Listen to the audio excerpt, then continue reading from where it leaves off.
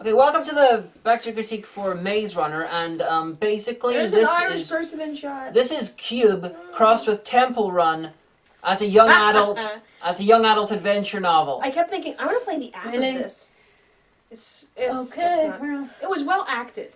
I will say that all the actors and actresses did a good 30. Job.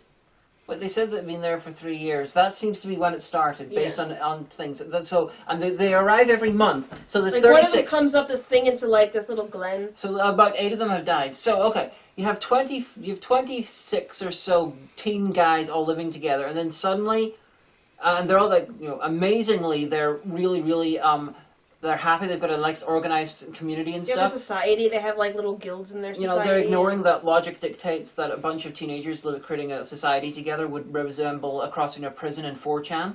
And then suddenly, partway through the film, a girl arrives, and most unrealistically out of this whole film, it doesn't turn into teen gang rape the movie. In fact, you know what? Like, there's a cat in frame. Who's a good girl? Yes, you are. So, pretty much... This is the sister of the cat who was screaming at me and shit people in D. Hagen reviews comment say. She's like, how did this happen? She's like obsessed with sleeping on my bed. Yes. Yeah, I just literally came up to find out where our kitten is because she steals her. I don't! I leave my door open, she can come and go as she likes. She just really likes to sleep on my duvet. I don't know. Oh yeah, we made everybody watch the new Gamers Darkest Dungeons thing. When? Just before you walked in. We just finished watching it when you came home. I took my DVD. No, you didn't. We downloaded it. Oh, okay. Well, there you go. You had a DVD up here? Yeah. We watched it a couple of days ago. Oh my god, that was nearly in sync! We watched it a few days ago. Sorry. The cat is glaring at me. But yeah. Sorry to disturb you. So yeah, enjoy your vlog and stuff. The main character is basically just like the main character in... No, this main character is such the typical teen young sci-fi sort of heroine, but they were just like... Let's give him a dick instead of tits. Now, I want to say, this is based on a book series, and the first book in the series came out in 2009, so... And the reason I'm saying that is because they arrive, and then suddenly every hot boy in the area who knows more about the situation than them realizes how special he is underneath everything else. It is. It's like bromance story. So basically, they don't know anything about their past. The only thing they remember is their name, which means that whoever put them there has the kind of neuroscience to disconnect part or damage, the hippocampus, but keep the temporal and lobes intact, so that they have all their formative memory. They know how to talk. They use colloquialisms. They know how to eat, how to walk, how to breathe, how to dress themselves. The only thing that they lack is personal memory. So I have a theory that they also somehow managed to disconnect all kinds of sexual impulse in the brain. They obviously still are producing testosterone because they all have muscles from, running and living and working in this kind of like Lord of the Flies thing. But I was thinking to myself, oh my god, every hammock must be crusty with spooge because, a whole bunch of guys, either that or like some of them are gay, because statistically it has to happen. Even if they're not gay, prison gay. Yeah. Out while you're in. And then when the girl comes, I thought, oh, I see, they're gonna fraction off and fight over her. But no one does. Yeah. There's like no sexy thoughts at all. Like you think, oh, the guy and the girl, she remembers his name and he remembers her from a dream, so of course they're gonna get together and kiss. Nothing. I was actually pretty impressed. There is no romantic part to this at all, which is weird for a teen movie. Because they're old enough that, that's all teens think about. So it was refreshing, but it was confusing. Weird. Yeah. Given the story. Yeah. But anyway, they're inside this little field with a fuckload of maze stuff out them with killer cyborgs. They get supplies once well, no, at the beginning no one has seen the creatures that live in the maze, and no one has seen them and lived to tell about it. And then they start appearing and during then the they're day these kill you. Like bioengineered cybernetic spiders, and what? And okay. You get all this. You got the maze shift. It closes at night. And it moves during the day. If you're stuck in the maze, rather than overnight, you're gonna die. You get all this sort of stuff.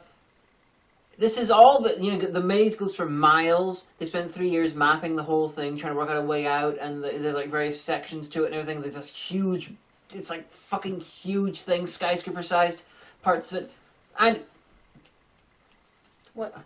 the world had a bunch of disasters and a plague. We don't find that out to the end. I know, this is just... Spoilers! Spoilers, sweetie.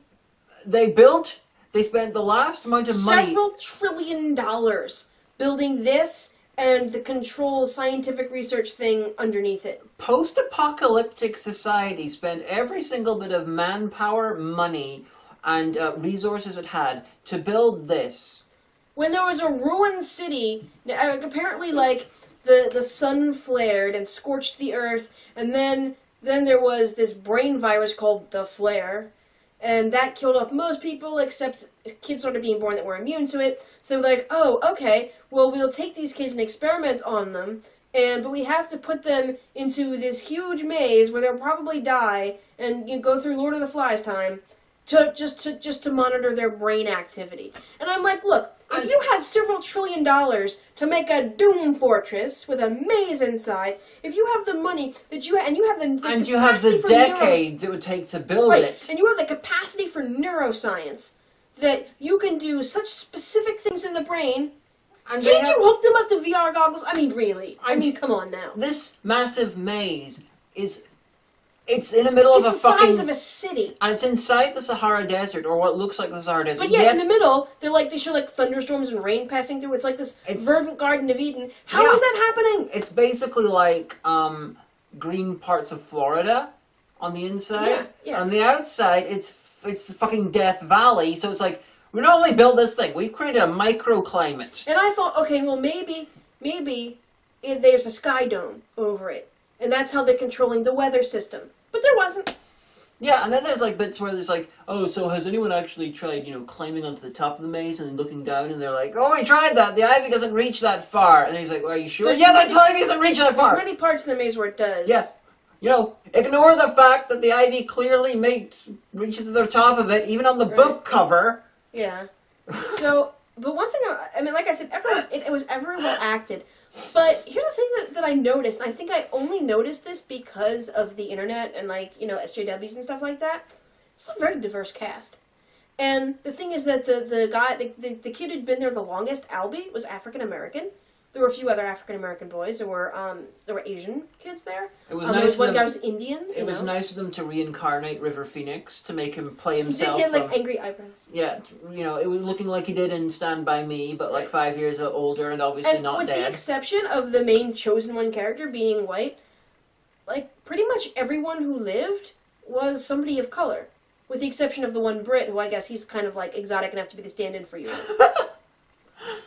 But British people are diverse. We're like, yeah. He gets the one representation of like we don't count as white. But but yeah, so that was just something that I noticed, and I don't think I would have noticed it years ago. So hey, I guess the internet does have some good works on people. But I mean, it was interesting, but it kind of reminded me a little bit of Attack on Titan because they had a special little subcase of guys that were called the Runners. And they were the strongest and the best, and they had these little, like, leather kind of hulls, like... They were truly things. Dauntless. Stop that. But yeah, they reminded me of the Explorer... They did floor parkour, otherwise known as running. Yeah. The I forget what... I've only seen a few episodes of Attack on Titan, but the people that go out and swing around the forest, that reminded me of those people. But, yeah, so, I mean, it was so... It was, I don't like the idea of science just because science seems cool or science seems evil. Like, if they were doing this experiment, where was their control group? What was their hypothesis? Where's the people inside the fortress who was that gives you this sweets data? Instead of death? Pretty much. And then they fight their way out, and, there's some survivors, and the woman's like, and it's the same trope of, the older, coldly clinical woman dressed in white, but still wearing, like, high heels and stuff, being like, let me explain. We experimented on you, and we put you in this trial to see Hi, Sigourney Weaver in Cabin in the Woods. And things and stuff. Or Hi, like, Kate Winslet from Divergent. Who played the president in that movie where it's like they have to get off Utopia, Europa... Hi, Jodie Foster in Utopia. Yeah, that's it. Thank you. I couldn't think of it. Is it called Utopia? I can't remember. No, Elysium. Elysium, that's it, yeah. And so she's like, and things and stuff. And while she's talking, like, terrorists are taking over base, she's like... Yeah, she's like, I'm giving you a message in case you make it this far, and there's, like, terrorist attack going on, this multi-million-dollar compound. Yeah. These are, like, human version of PETA who are like, we fucking hate you experimenting on children, which is very nice of them, but Yeah. they didn't actually enter the maze to save the children. Right. It's like, we're gonna kill the people keeping them alive. Ha-ha! And then retreat. That'll teach So them. they finally get... They can die naturally. It was really great, though, because they finally get their way out of there, and they solve all the codes, and they crush the spiders and stuff like that. And they come to, like, this long steam tunnel, and there's a door that has a code on it, and above is a green exit sign. And we're like, what? And one of the characters goes, seriously? And we were like, we feel you, man. So, like, everyone's dead and dying, and he presses the button, and she says, oh, look, see, it's post-apocalyptic world and things and stuff, but you might be the hope of humanity, I mean, I'm just saying. And then she blows her head off. No pressure, boom. Yeah, and so then... And then River Phoenix comes bad in. guy, he was kind of like Mr. Stockholm Syndrome. He's like, no, this is a good life, and we're gonna die if we leave. We belong to the maze. That's kind of the only religion we have here. All of his friends who stayed with him in the base, they all die, and he somehow makes it to the center. Yeah. I Picks have up no a idea. pistol, and we're like, how does he know what a gun is and how it works? How did he get there? I don't know, but Yeah, how did he get through? And like, cause he had a contingent of white guys who stayed with him, and he's like, you know, hope good luck not dying and stuff. and then he kills the friendly sort of fat guy, you know. So he kills should be him. like, I call this gun my conch, and then Piggy, no. Yeah, so then like, don't worry, kids, it's gonna be okay. Yeah, like the terrorist guys then come in to Then come rescue back. them. You know, they're like, all right, we're already in the base, the main part. Let's just leave the kids to die, and then we'll just monitor them in case they come into the bridge part. Yeah. So they And then take we'll them come in on a dramatically. helicopter to the Sahara Human PETA are terrible. towards this ruined city, and then you see the woman like wiping the blood off the side of her head, and she's like, so anyway. Because a blood, you know, the fake gunshot wound to her head. Yeah. Pretty much, it was off screen, but it must have literally been, oh, look, I have a fake gun, boom. Oh, ketchup. Oh, Yeah. I'm clearly dead. Pretty much, because the way she goes, and the kids, and they hear the gunshot, the kids go, oh. So, and she's like, don't worry, this part was a success. Now on to phase 2, where they'll have their next trial. Now, I've shelved this book, and there are 3 books. There's The Maze Runner, there is Scorch Trials, and The Death Cure. So I already knew this was going to be setting up for a sequel because I'm a bookseller. But it was just so stupid. It's like the multi-trillion dollars that you spent on this idiotic bit of science could not have been spent helping the world. Like, Now, I could see this plot working if this was on a planet, a smaller planet that Earth had colonized, or a moon or something like that, or this took place on an island, so it was a microcosm. I could see that working in a microcosm, but not in a macrocosm like the whole world. Well, if it was done right, like, you know, Lost. Like, people always thought, oh, they're being experimented upon, things and stuff, this is all a trick. You know, I could see something like this working on a much smaller scale. From very early on in this film, I was treating this like Battlestar Galactica, the remake. In that, there is no way the ending to this will be A, satisfying, and B, make sense. Like, it was a good movie. And I was right! It was a good movie up until the explanation. Because at first I thought, oh... You thought there was going to be an explanation No, that made sense and was satisfying? Well, no, at first I thought Wow. that it was a prison. I thought that these were kids who might have committed heinous crimes, Were you or a Nazi? or they Freddie were- Highmore? or, you know, they were targets of some kind of fascist government, but they were there for crimes. And they're like, oh no, see, I had this, and there was this weird thing where you could get stung by the cyborgs, which injected some kind of virus into you, but they had vials But that it made you bring your memory It back. brought your memories back, but then the girl was sent up with a note that says she's the last one ever, with 2 vials of the stuff, and they use one to cure the leader Albie when he gets stung by it, and he goes, no, I have to know what my memories. Stabs himself, gets the virus, so she cures him. And I'm like, so wait a second. Why are they randomly injecting them with some kind of virus? Why did they send a cure up with her? Why didn't they take the cure and spread it to the...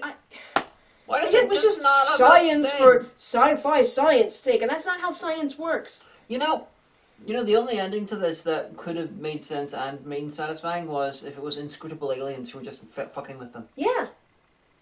You know, sort of like Dark City. Oh yeah, I loved Dark City.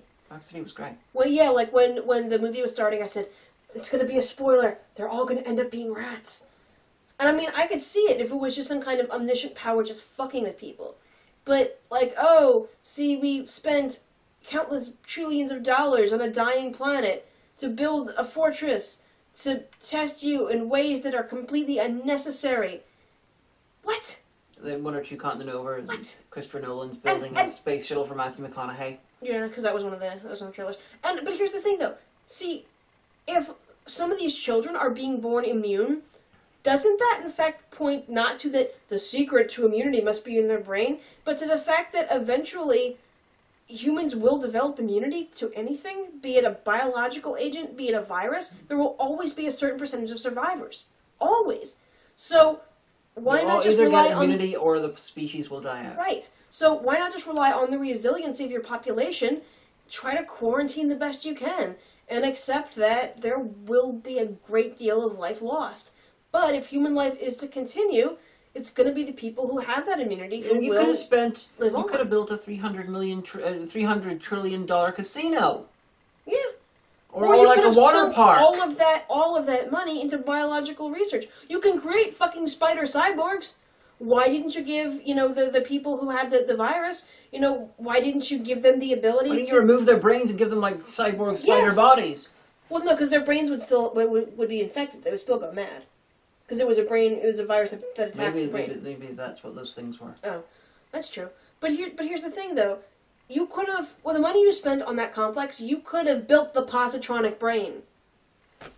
And this thing, you've got this guy Thomas arrives, and within 24 hours, absolutely everyone is deferred to him because he's the most classically handsome leading man white guy in the entire Other place. guys were a lot more handsome than he was. So I'm like, he's the main character. We defer to him. He wasn't like very muscly. He didn't have like a very solid jawline or broad shoulders. I mean, I guess that's what handsome guys look like. That's how I tend to think that a handsome guy is supposed to look like, with a square jaw and big shoulders. Okay, I bitched about this a lot, but this was better than every other in the same genre I've seen. I can recall seeing in the cinema. Yes, because everybody was dirty, and their hair was mussed up, and they stayed dirty with their hair mussed up. Because one thing that I hate about every teen dystopia movie is, it's the end of the world, but we're still hot somehow, except I have a little bit of soot right here. I hate Looking at you, the host. Mm-hmm. But like, yeah, it's better than Divergent, better than The Host, better than the Twilight books are published movies. before Divergent. And so I'm looking forward to the sequel just to see exactly how more stupid this gets. Sequel is due to come out, according to Wikipedia, on September 18th, 2015. Stupid movie. Yeah, it had a lot of potential, and I remember the third book, The Death Cure. We got a copy at my bookstore. We got a galley because we get the pre-release books, so we'll want to read them before they come out, and we'll want to hand sell them to customers. And I looked at the back. I'm like, interesting premise. Oh, teen. Never mind. Could be about hormones. Although this was surprisingly sans hormones. So yeah, if you want to see it, then you probably are a teenage girl or a gay teenage boy. I mean, or you're somewhere in between. We don't judge. But yeah. Or you have a thing for cyborg, crazy sci-fi spiders. Like, oh, spider, do it to me. Most disturbing things I've ever said. But yeah, I mean, so there you go. Although there was a really cool part in the beginning where he's in like the little cage and he's looking out into like the pastoral life they have, and there's a goat, and the goat jumps up on a cart, and I liked that. Yeah, it's either they spent hundreds of takes getting that to happen, or they just saw, that's fucking hilarious, let's use that. But yeah, very well acted, but just gave out at the very end. Yeah. But I really can't wait for the app or the video game, because you could be like, it could be like Temple Run, the Maze Run, you'd be like, hop, scroll, oh no. Oh yeah, you could do a really, really cool video game based on this. Yep. Sort of take elements from Tomb Raider and Assassin's Creed and stuff. And you could do a lot with it. Too bad the movie didn't. So yeah, that's what we think about that. You know, anything else? The movie was really stupid. Yeah. Popcorn was good, though. Yeah. So there's that. Although you probably won't be eating the same popcorn we did, so it's not as good for you, so...